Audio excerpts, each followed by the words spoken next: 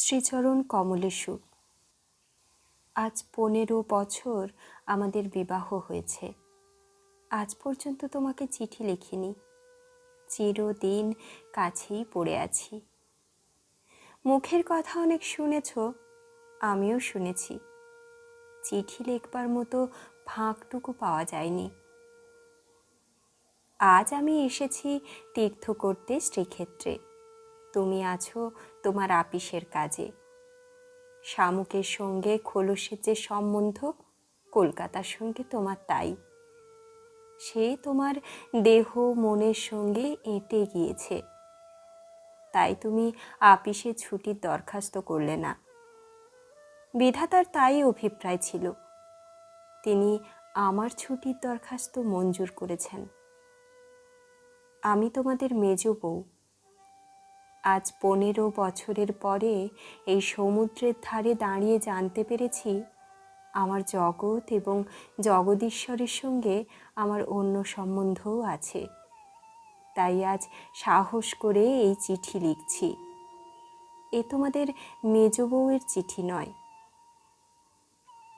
তোমাদের সঙ্গে আমার সম্বন্ধ কপালে যিনি লিখেছিলেন, তিনি ছাড়া যখন সেই সম্ভাবনার কথা আর কেউ জানত না, সেই শিশু বয়সে আমি আর আমার ভাই একসঙ্গেই সান্নিপাতিক জ্বরে পড়ি। আমার ভাইটি মারা গেল, আমি বেঁচে উঠলুম। পাড়ার সব মেয়েরাই বলতে লাগলো, মৃণাল মেয়ে কি না, তাইও বাঁচলো, বেটা ছেলে হলে কি আর রক্ষা পেত? চুরি বিদ্যাতে জম পাকা, দামি জিনিসের পরেই তার লোভ। আমার মরণ নেই, সেই কথাটাই ভালো করে বুঝিয়ে বলবার জন্যে এই চিঠিখানি লিখতে বসেছি। যেদিন তোমাদের দূর সম্পর্কের মামা তোমার বন্ধু নীরদকে নিয়ে কনে দেখতে এলেন, তখন আমার বয়স 12। দুর্গম পাড়া গাঁয়ে আমাদের বাড়ি। সেখানে দিনের বেলা শেয়াল ডাকে। স্টেশন থেকে 7 ক্রোশ স্যাকরা গাড়িতে এসে বাকি 3 মাইল কাঁচা রাস্তায় পালকি করে তবে আমাদের গাঁয়ে পৌঁছানো যায়। সেদিন তোমাদের কি হয়রানি! তার উপরে আমাদের বাঙাল দেশের রান্না। সেই রান্নার প্রহসন আজও মামা ভোলেননি। তোমাদের বড় বউয়ের রূপের অভাব মেজ বউকে দিয়ে পূরণ করবার জন্যে তোমার মায়ের একান্ত জিদ ছিল। নইলে এত কষ্ট করে আমাদের সে গাঁয়ে তোমরা যাবে কেন? বাংলাদেশে পিলে, চকটি, তমলশুল এবং কোণের জন্যে তো কাউকে খোঁজ করতে হয় না। তারা আপনি এসে চেপে ধরে, কিছুতে ছাড়তে চায় না। বাবার বুক দূর দূর করতে লাগলো। মা দুর্গা নাম জপ করতে লাগলেন। শহরের দেবতাকে পাড়া গাঁয়ের পূজারী কি দিয়ে সন্তুষ্ট করবে? মেয়ের রূপের উপর ভরসা, কিন্তু সেই রূপের গুমর তো মেয়ের মধ্যে নেই। যে ব্যক্তি দেখতে এসেছে সে তাকে যে দামই দেবে সেই তার দাম। তাই তো হাজার রূপে গুণেও মেয়ে মানুষের সংকোচ কিছুতে ঘোচে না। সমস্ত বাড়ির, এমনকি সমস্ত পাড়ার এই আতঙ্ক আমার বুকের মধ্যে পাথরের মতো চেপে বসল। সেদিনকার আকাশের যত আলো এবং জগতের সকল শক্তি যেন 12 বছরের একটি পাড়া গাঁয়ের মেয়েকে 2 জন পরীক্ষকের 2 জোড়া চোখের সামনে শক্ত করে তুলে ধরবার জন্যে পেয়াদাগিরি করছিল। আমার কোথাও লুকোবার জায়গা ছিল না। সমস্ত আকাশকে কাঁদিয়ে দিয়ে বাঁশি বাজতে লাগলো। তোমাদের বাড়িতে এসে উঠলুম। আমার খুঁতগুলি সবিস্তারে খতিয়ে দেখেও গিন্নির দল সকলে স্বীকার করলেন, মোটের উপর আমি সুন্দরী বটে। সে কথা শুনেই আমার বড় জায়ের মুখ গম্ভীর হয়ে গেল। কিন্তু আমার রূপের কি দরকার ছিল তাই ভাবি। রূপ জিনিসটাকে যদি কোনো সেকেলে পণ্ডিত গঙ্গা মৃত্তিকা দিয়ে গড়তেন তাহলে ওর আদর থাকতো। কিন্তু ওটা যে কেবল বিধাতা নিজের আনন্দে করেছেন। তাই তোমাদের ধর্মের সংসারে ওর দাম নেই। আমার যে রূপ আছে সে কথা ভুলতে তোমাদের বেশি দিন লাগেনি, কিন্তু আমার যে বুদ্ধি আছে সেটা তোমাদের পদে পদে স্মরণ করতে হয়েছে। ওই বুদ্ধিটা আমার এতই স্বাভাবিক যে তোমাদের ঘরকন্যার মধ্যে এত কাল কাটিয়েও আজও সে টিকে আছে। মা আমার এই বুদ্ধিটার জন্যে বিষম উদ্বিগ্ন ছিলেন। মেয়ে মানুষের পক্ষে এ এক বালাই। যাকে বাধা মেনে চলতে হবে সে যদি বুদ্ধিকে মেনে চলতে চায় তবে ঠোকর খেয়ে তার কপাল ভাঙবেই। কিন্তু কি করব বলো, তোমাদের ঘরের বউয়ের যতটা বুদ্ধির দরকার বিধাতা অসতর্ক হয়ে আমাকে তার চেয়ে অনেকটা বেশি দিয়ে ফেলেছেন। সে আমি এখন ফিরিয়ে দিই কাকে?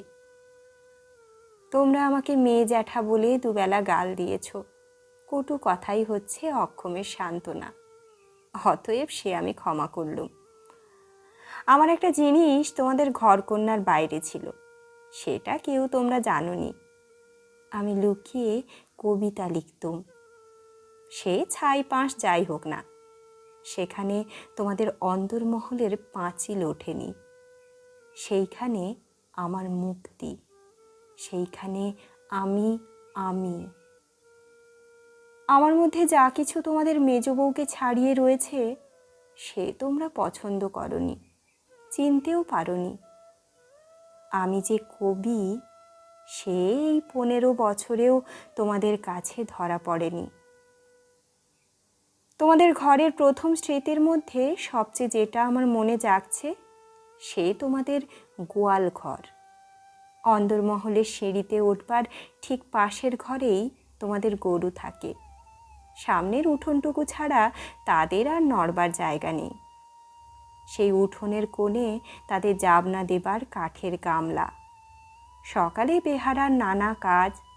উপবাসী গরুগুলো ততক্ষণ সেই গামলার ধারগুলো চেটে চেটে চিবিয়ে চিবিয়ে খাবলা করে দিত। আমার প্রাণ কাঁদত। আমি পাড়া গাঁয়ের মেয়ে। তোমাদের বাড়িতে যেদিন নতুন এলুম সেদিন সেই 2টো গরু এবং 3টি বাছুরি সমস্ত শহরের মধ্যে আমার চিরপরিচিত আত্মীয়ের মতো আমার চোখে ঠেকল।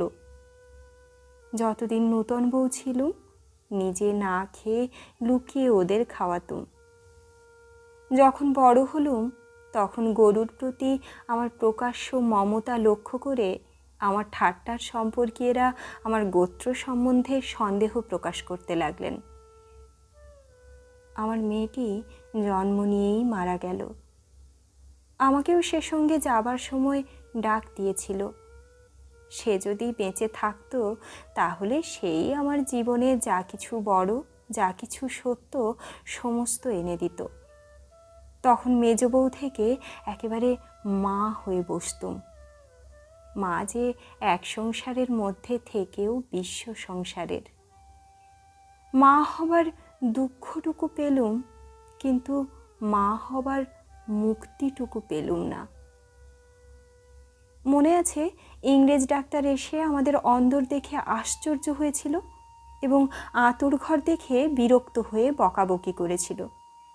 সদরে তোমাদের একটু বাগান আছে, ঘরে সাজসজ্জা আসবাবের অভাব নেই, আর অন্দরটা যেন পশমের কাজের উল্টো পিঠ।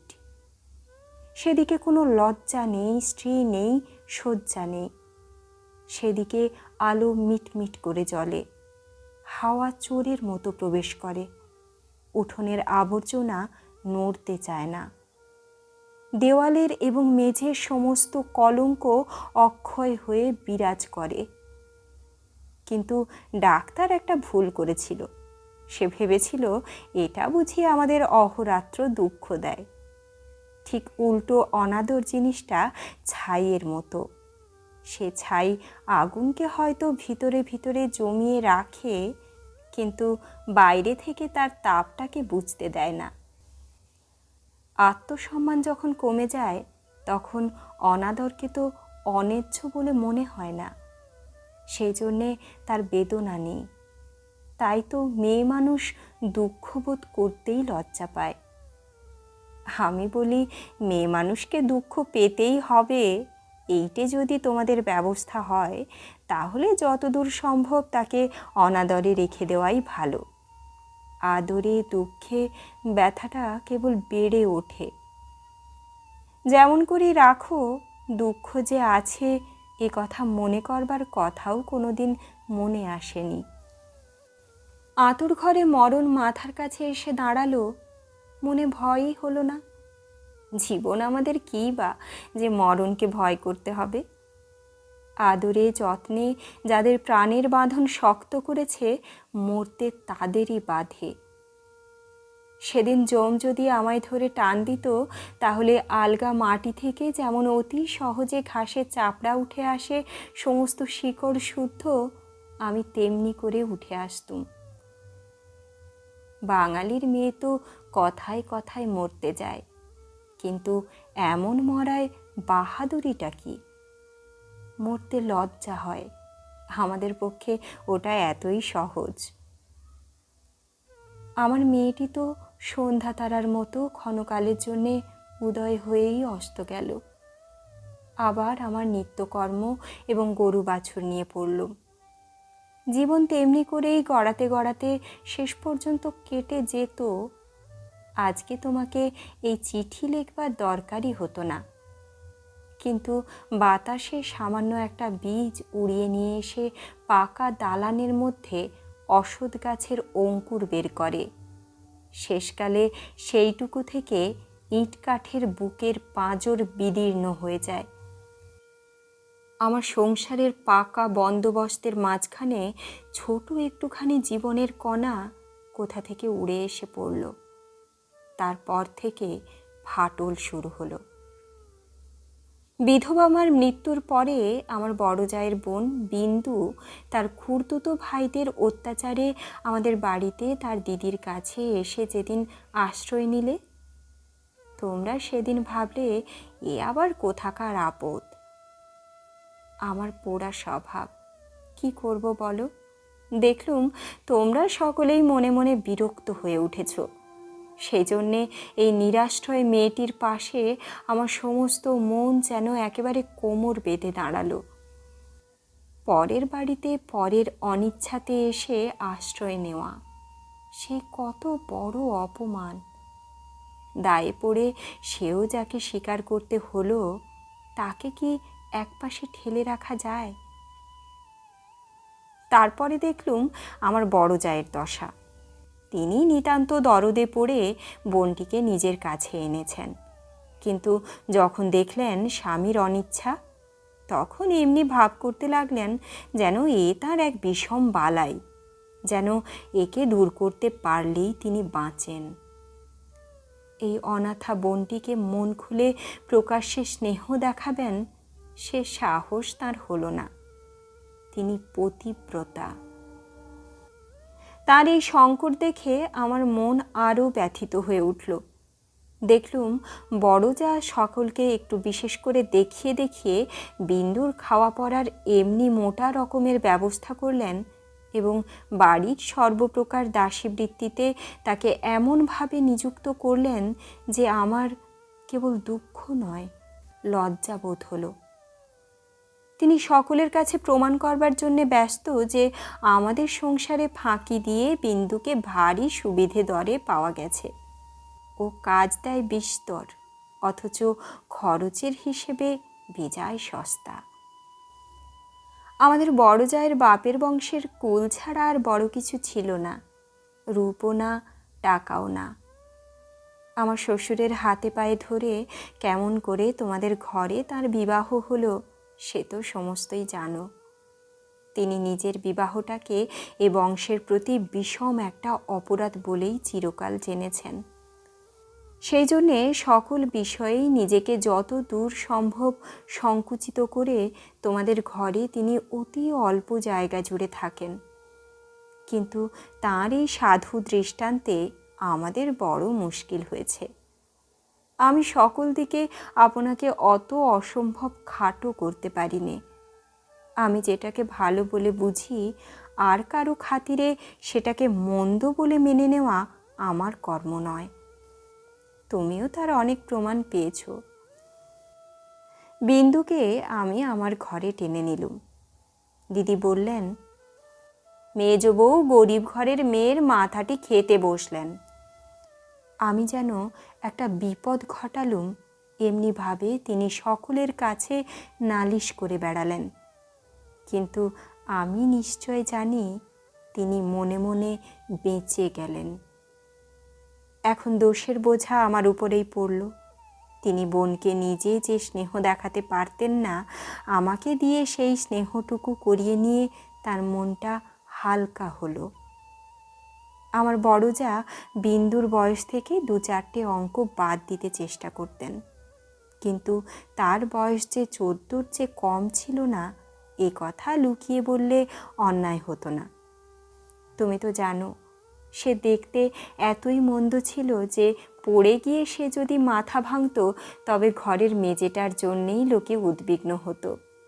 কাজেই পিতামাতার অভাবে কেউ তাকে বিয়ে দেবার ছিল না, এবং তাকে বিয়ে করবার মতো মনের জোরই বা কজন লোকের ছিল।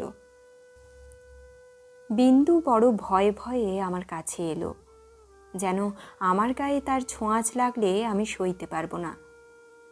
বিশ্ব সংসারে তার যেন জন্মাবার কোনো শর্ত ছিল না, তাই সে কেবলই পাশ কাটিয়ে চোখ এড়িয়ে চলত। তার বাপের বাড়িতে তার খুড়তুতো ভাইরা তাকে এমন একটু কোণও ছেড়ে দিতে চায়নি যে কোনো একটা অনাবশ্যক জিনিস পড়ে থাকতে পারে। অনাবশ্যক আবর্জনা ঘরের আশেপাশে অনায়াসে স্থান পায়, কেননা মানুষ তাকে ভুলে যায়। কিন্তু অনাবশ্যক মেয়ে মানুষ যে একে অনাবশ্যক, আবার তার উপরে তাকে ভোলাও শক্ত, সেই জন্যে আস্থা করেও তার স্থান নেই।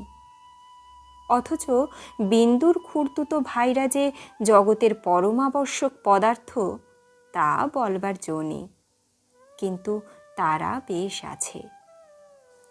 তাই বিন্দুকে যখন আমার ঘরে ডেকে আনলুম, তার বুকের মধ্যে কাঁপতে লাগলো। তার ভয় দেখে আমার বড় দুঃখ হলো। আমার ঘরে যে তার একটুখানি জায়গা আছে সেই কথাটি আমি অনেক আদর করে তাকে বুঝিয়ে দিলুম। কিন্তু আমার ঘর শুধু তো আমারই ঘর নয়, কাজেই আমার কাজটি সহজ হলো না। 2-4 দিন আমার কাছে থাকলেই তার গায়ে লাল লাল কি উঠল। হয়তো সে ঘামাচি, নয়তো আরও কিছু হবে। তোমরা বললে বসন্ত, কেননা ও যে বিন্দু। তোমাদের পাড়ায় এক আনাড়ি ডাক্তার এসে বললে, আর 2-1 দিন না গেলে ঠিক বলা যায় না। কিন্তু সেই 2-1 দিন সবুর সইবে কে? বিন্দু তো তার ব্যামন লজ্জাতেই মরবার জো হলো। আমি বললুম, বসন্ত হয় হোক, আমি আমাদের সেই আঁতুর ঘরেই ওকে নিয়ে থাকবো, আর কাউকে কিছু করতে হবে না। এই নিয়ে আমার উপরে তোমরা যখন সকলে মার মূর্তি ধরেছ, এমনকি বিন্দুর দিদিও যখন অত্যন্ত বিরক্তির ভান করে পোড়া কপালি মেয়েটাকে হাসপাতালে পাঠাবার প্রস্তাব করছেন, এমন সময় ওর গায়ে সমস্ত লাল দাগ একদম মিলিয়ে গেল। তোমরা দেখি তাতেও আরও ব্যস্ত হয়ে উঠলে। বললে, নিশ্চয় বসন্ত বসে গিয়েছে, কেননা ও যে বিন্দু। অনাদরে মানুষ হবার একটা বড় গুণ এই যে শরীরটাকে তাতে একেবারে অজর অমর করে তোলে। ব্যামো হতেই চায় না, মরবার রাস্তাগুলো একেবারে বন্ধ। রোগ তাই ওকে ঠাট্টা করে গেল, কিছুই হলো না। কিন্তু এটা বেশ বোঝা গেল, পৃথিবীর মধ্যে সবচেয়ে অকিঞ্চিতকর মানুষকে আশ্রয় দেওয়াই সবচেয়ে কঠিন। আশ্রয়ের দরকার যার যত বেশি, আশ্রয়ের বাধাও তার তেমনি বিষম। আমার সম্বন্ধে বিন্দুর ভয় যখন ভাঙল, তখন ওকে আর এক গেরোই ধরল। আমাকে এমনি ভালোবাসতে শুরু করলো যে আমাকে ভয় ধরিয়ে দিল। ভালোবাসার এরকম মূর্তি সংসারে তো কোনোদিন দেখিনি। বইয়েতে পড়েছি বটে, সেও মেয়ে পুরুষের মধ্যে। আমার যে রূপ ছিল সে কথা আমার মনে করবার মতো কারণ বহুকাল ঘটেনি। এতদিন পরে সেই রূপটা নিয়ে পড়ল এই কুশ্রী মেয়েটি। আমার মুখ দেখে তার চোখের আশ আর মিটত না। বলতো, দিদি, তোমার এই মুখখানি আমি ছাড়া আর কেউ দেখতে পায়নি। যেদিন আমি নিজের চুল নিজে বাঁধতুম সেদিন তার ভারী অভিমান। আমার চুলের বোঝা 2 হাত দিয়ে নাড়তে চাড়তে তার ভারী ভালো লাগতো। কোথাও নিমন্ত্রণে যাওয়া ছাড়া আমার সাজগোজের তো দরকার ছিল না, কিন্তু বিন্দু আমাকে অস্থির করে রোজই কিছু না কিছু সাজ করাতো। মেয়েটা আমাকে নিয়ে একেবারে পাগল হয়ে উঠল। তোমাদের অন্দরমহলের কোথাও জমি 1 ছটাক নেই। উত্তর দিকের পাঁচিলের গায়ে নর্দমার ধারে কোনো গতিকে একটা গাব গাছ জন্মেছে। যেদিন দেখতুম সেই গাব গাছের নূতন পাতাগুলি রাঙা টকটকে হয়ে উঠেছে, সেই দিন জানতুম ধরাতলে বসন্ত এসেছে বটে। আমার ঘরকন্যার মধ্যে ওই অনাদৃত মেয়েটার চিত্ত যেদিন আগা গোড়া এমন রঙিন হয়ে উঠল, সেদিন আমি বুঝলুম হৃদয়ের জগতেও একটা বসন্তের হাওয়া আছে। সে কোন স্বর্গ থেকে আসে, গলির মোড় থেকে আসে না।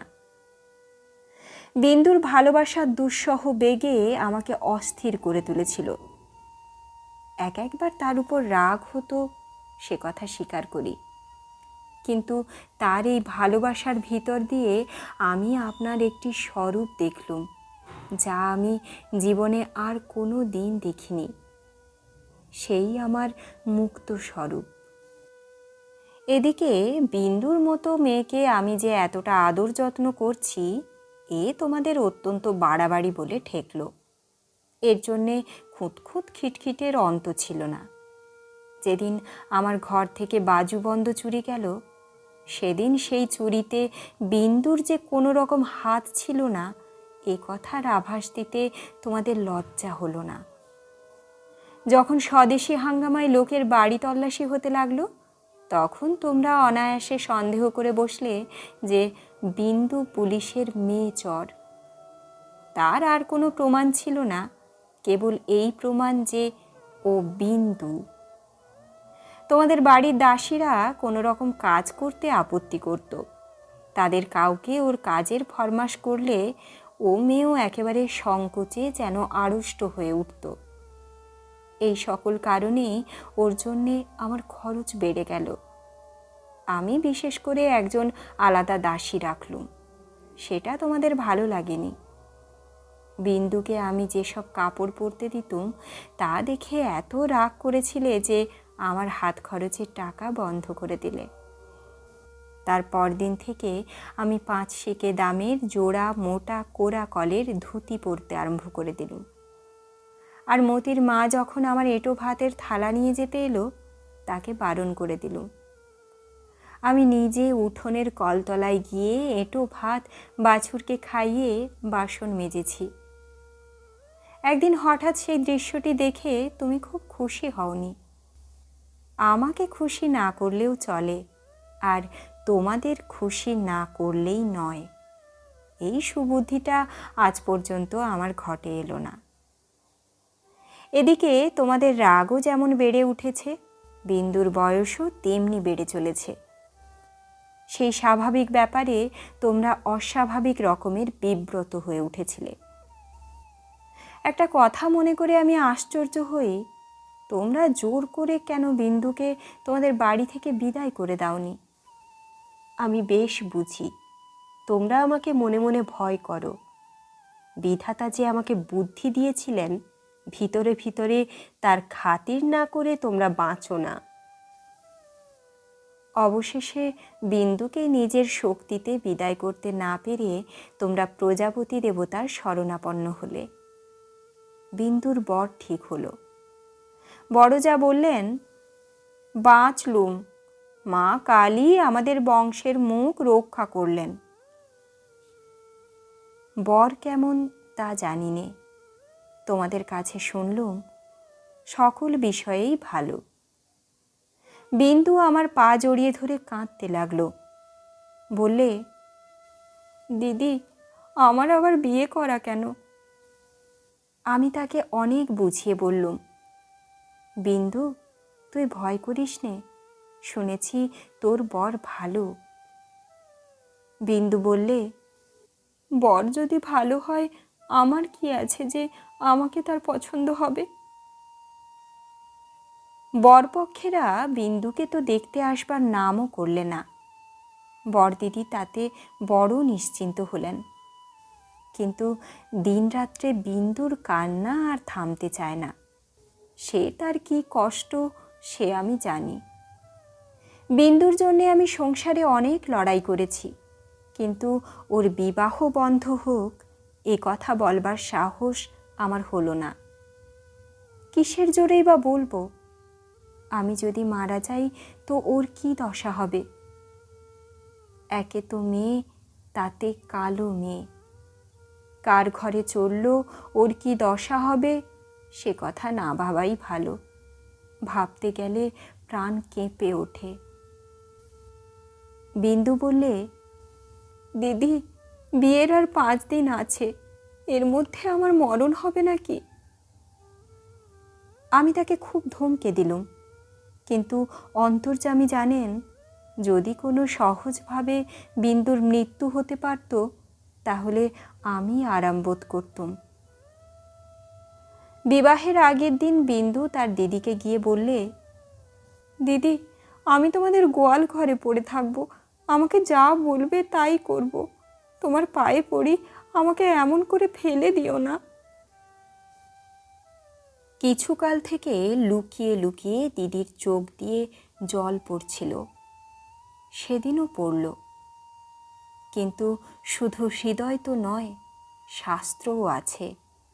তিনি বললেন, জানিস তো বিন্দি, পতি হচ্ছে স্ত্রীলোকের গতি মুক্তি সব। কপালে যদি দুঃখ থাকে তো কেউ খণ্ডাতে পারবে না।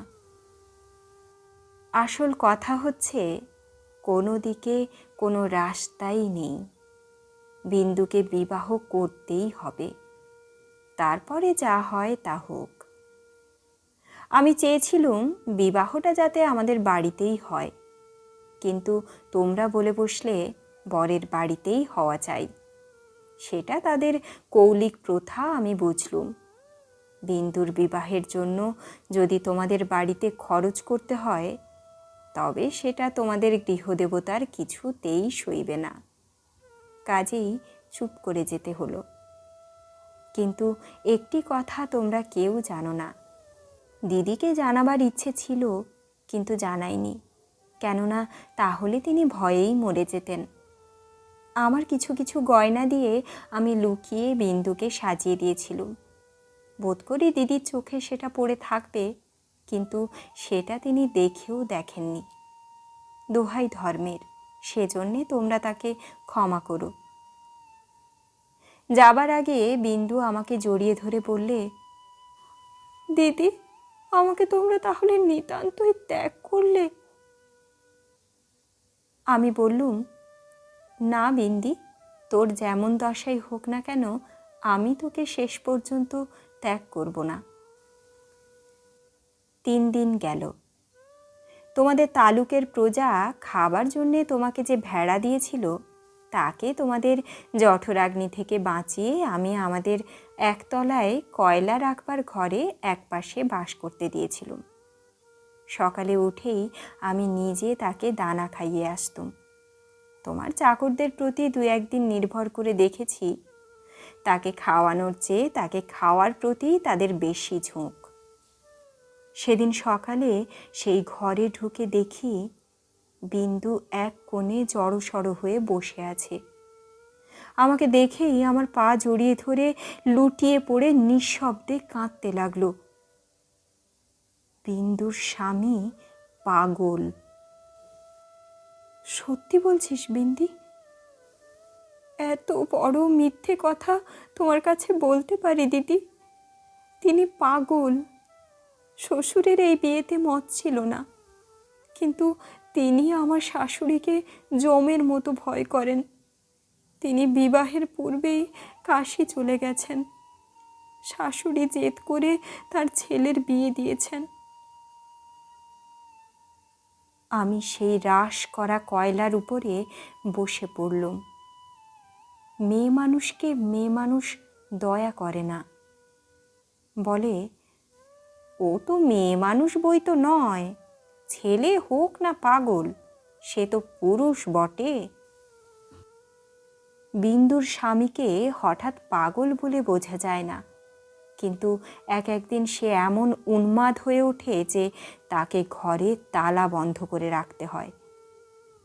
বিবাহের রাত্রে সে ভালো ছিল, কিন্তু রাত জাগা প্রভৃতি উৎপাতে দ্বিতীয় দিন থেকে তার মাথা একেবারে খারাপ হয়ে উঠল। বিন্দু দুপুরবেলায় পিতলের থালায় ভাত খেতে বসেছিল। হঠাৎ তার স্বামী থালা শুদ্ধ ভাত টেনে উঠোনে ফেলে দিল। হঠাৎ কেমন তার মনে হয়েছে বিন্দু স্বয়ং রানী রাসমণি। বেহারাটা নিশ্চয়ই সোনার থালা চুরি করে রানীকে তার নিজের থালায় ভাত খেতে দিয়েছে। এই তার রাগ। বিন্দু তো ভয়ে মরে গেল। তৃতীয় রাত্রে শাশুড়ি তাকে যখন স্বামীর ঘরে শুতে বললে, বিন্দুর প্রাণ শুকিয়ে গেল। শাশুড়ি তার প্রচণ্ড, রাগলে জ্ঞান থাকে না। সেও পাগল, কিন্তু পুরো নয় বলেই আরও ভয়ানক। বিন্দুকে ঘরে ঢুকতে হলো। স্বামী সে রাত্রে ঠান্ডা ছিল, কিন্তু ভয়ে বিন্দুর শরীর যেন কাঠ হয়ে গেল। স্বামী যখন ঘুমিয়েছে, অনেক রাত্রে সে অনেক কৌশলে পালিয়ে চলে এসেছে। তার বিস্তারিত বিবরণ লিখবার দরকার নেই। ঘৃণায় রাগে আমার সকল শরীর জ্বলতে লাগলো। আমি বললুম, এমন ফাঁকির বিয়ে বিয়েই নয়। বিন্দু, তুই যেমন ছিলি তেমনি আমার কাছে থাক, দেখি তোকে কে নিয়ে যেতে পারে।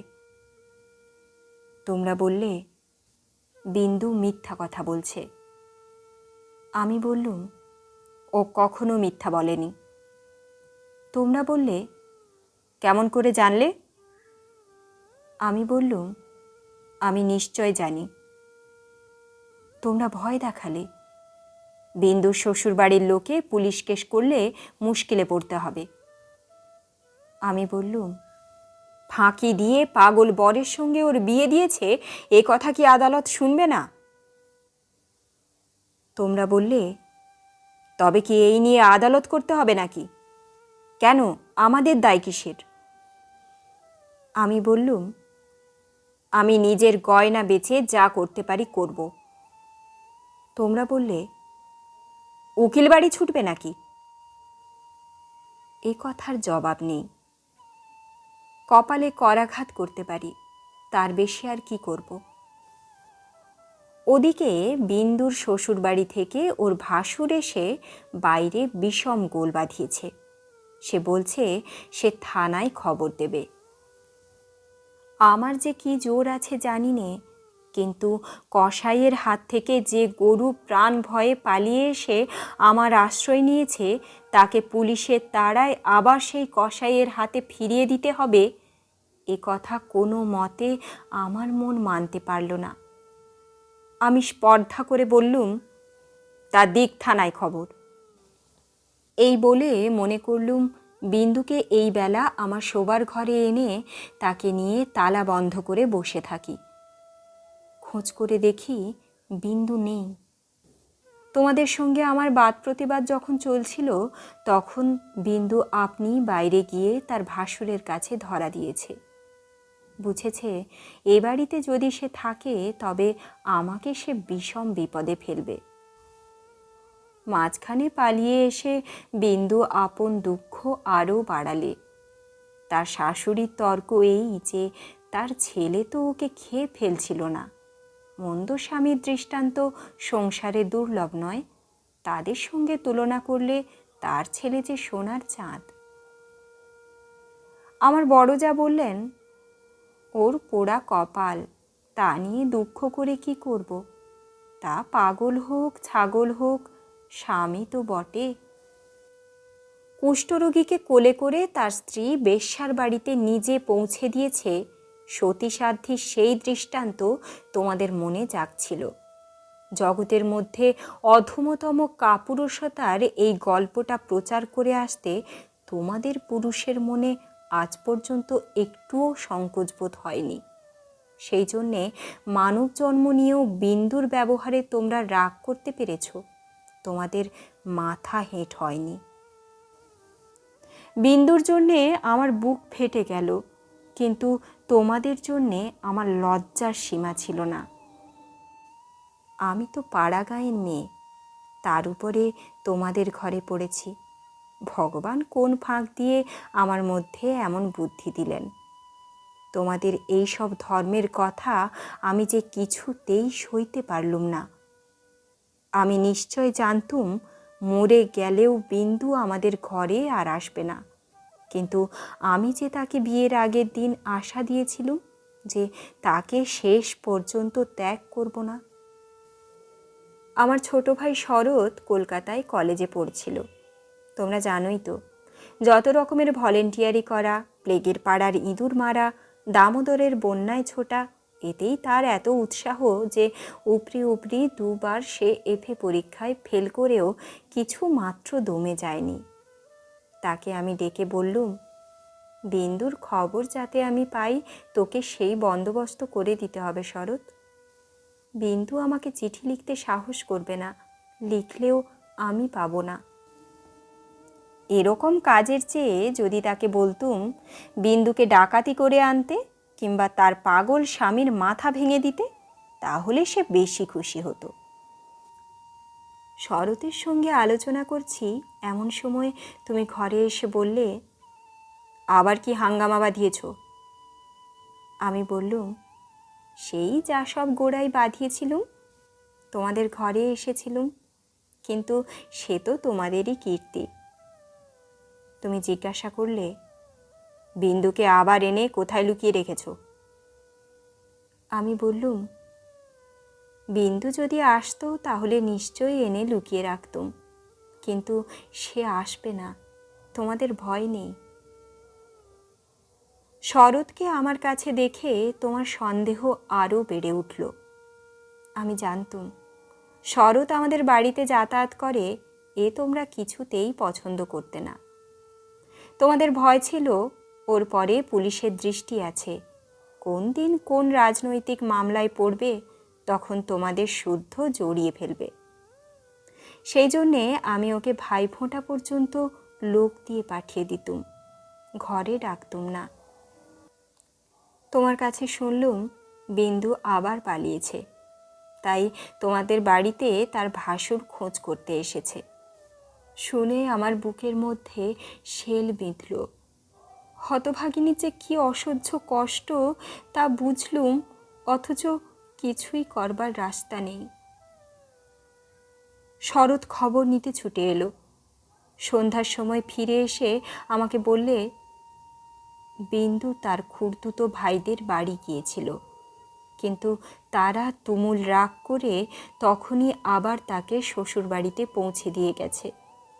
এর জন্যে তাদের খেসারত এবং গাড়ি ভাড়ার দণ্ড যা ঘটেছে তার ঝাঁজ এখনও তাদের মন থেকে মরেনি। তোমাদের খুড়িমা শ্রীক্ষেত্রে তীর্থ করতে যাবেন বলে তোমাদের বাড়িতে এসে উঠেছেন। আমি তোমাদের বললুম, আমিও যাব। আমার হঠাৎ এমন ধর্মে মন হয়েছে দেখে তোমরা এত খুশি হয়ে উঠলে যে কিছুমাত্র আপত্তি করলে না। এ কথাও মনে ছিল যে এখন যদি কলকাতায় থাকি তবে আবার কোন দিন বিন্দুকে নিয়ে ফ্যাসাদ বাঁধিয়ে বসব। আমাকে নিয়ে বিষম ল্যাঠা। বুধবার আমাদের যাবার দিন, রবিবার সমস্ত ঠিক হলো। আমি শরৎকে ডেকে বললুম, যেমন করে হোক বিন্দুকে বুধবারের পুরী যাবার গাড়িতে তোকে তুলে দিতে হবে। শরতের মুখ প্রফুল্ল হয়ে উঠল। সে বলল, ভয় নেই দিদি, আমি তাকে গাড়িতে তুলে দিয়ে পুরী পর্যন্ত চলে যাব, ফাঁকি দিয়ে জগন্নাথ দেখা হয়ে যাবে। সেই দিন সন্ধ্যার সময় শরৎ আবার এলো। তার মুখ দেখেই আমার বুক দমে গেল। আমি বললুম, কি শরৎ, সুবিধে হলো না বুঝি? সে বললে, না। আমি বললুম, রাজি করাতে পারলি নে? সে বললে, তার দরকার নেই। কাল রাত্রিরে সে কাপড়ে আগুন ধরিয়ে আত্মহত্যা করে মরেছে। বাড়ির যে ভাইপোটার সঙ্গে ভাব করে নিয়েছিলুম, তার কাছে খবর পেলুম তোমার নামে সে একটা চিঠি রেখে গিয়েছিল, কিন্তু সে চিঠি ওরা নষ্ট করেছে। যাক, শান্তি হলো। দেশশুদ্ধ লোক চটে উঠল, বলতে লাগলো, মেয়েদের কাপড়ে আগুন লাগিয়ে মরা একটা ফ্যাশন হয়েছে। তোমরা বললে, এ সমস্ত নাটক করা। তা হবে, কিন্তু নাটকের তামাশাটা কেবল বাঙালি মেয়েদের উপর দিয়েই হয় কেন, আর বাঙালি বীর পুরুষদের কোঁচার উপর দিয়ে হয় না কেন, সেটা ভেবে দেখা উচিত।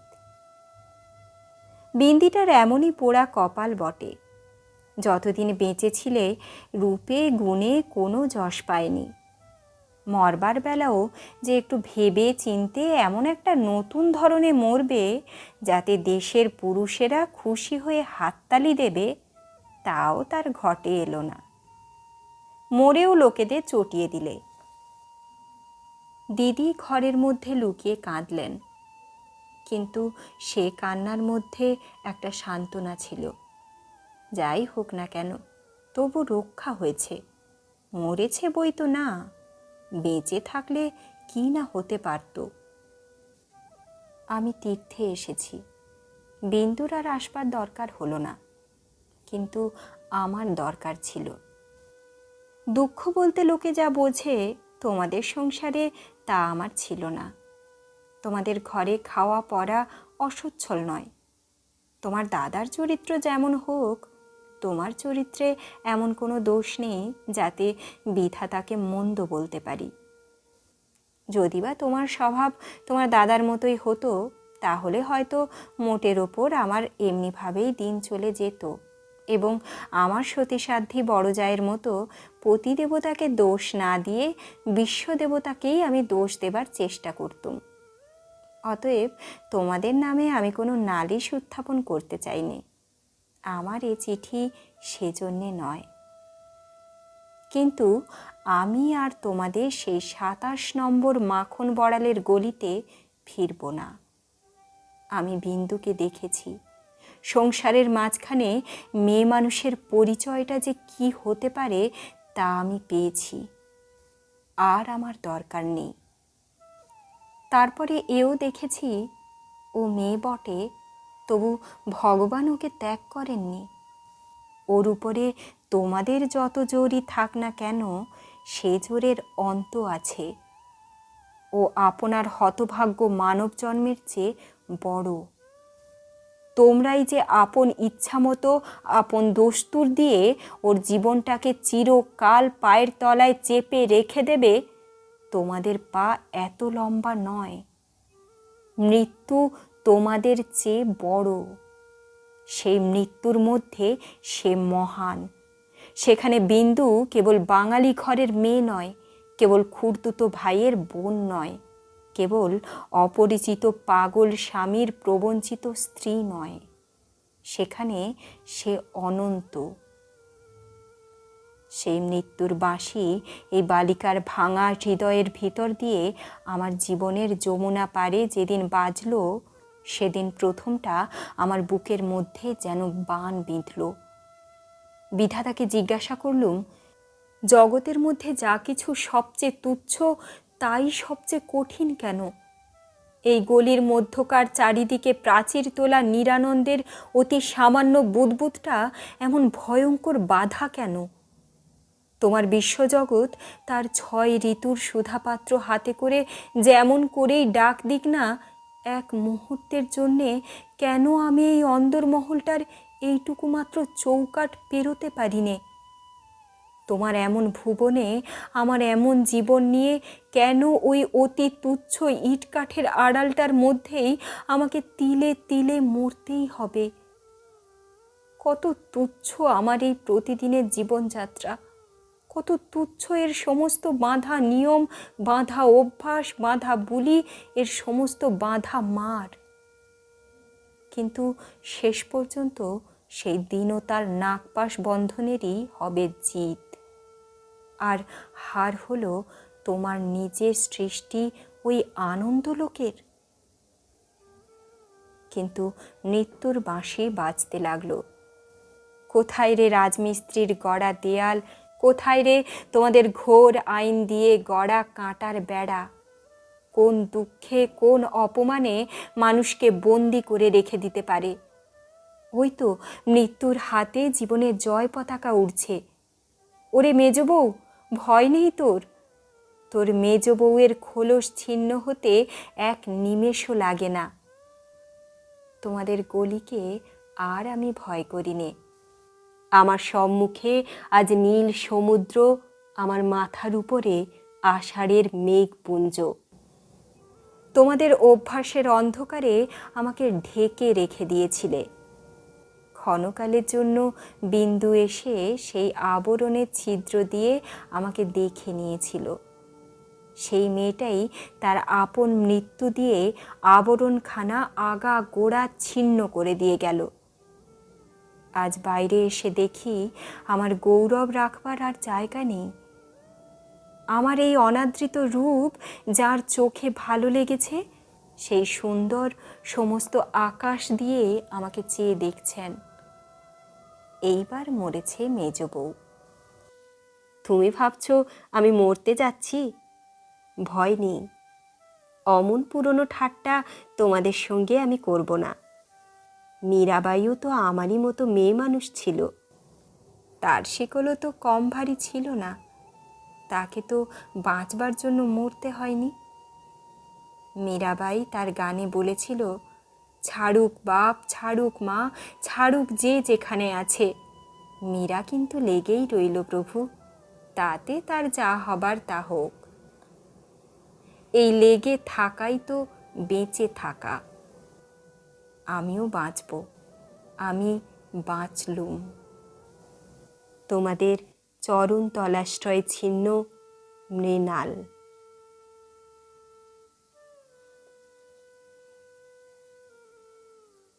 আপনারা এতক্ষণ শুনলেন রবীন্দ্রনাথ ঠাকুরের লেখা স্ত্রীর পত্র। গল্প ভালো লাগলে একটি লাইক দিতে ভুলবেন না। এরকম আরও ভিন্ন স্বাদের গল্প পাওয়ার জন্য চ্যানেলটি সাবস্ক্রাইব করে রাখুন। নমস্কার।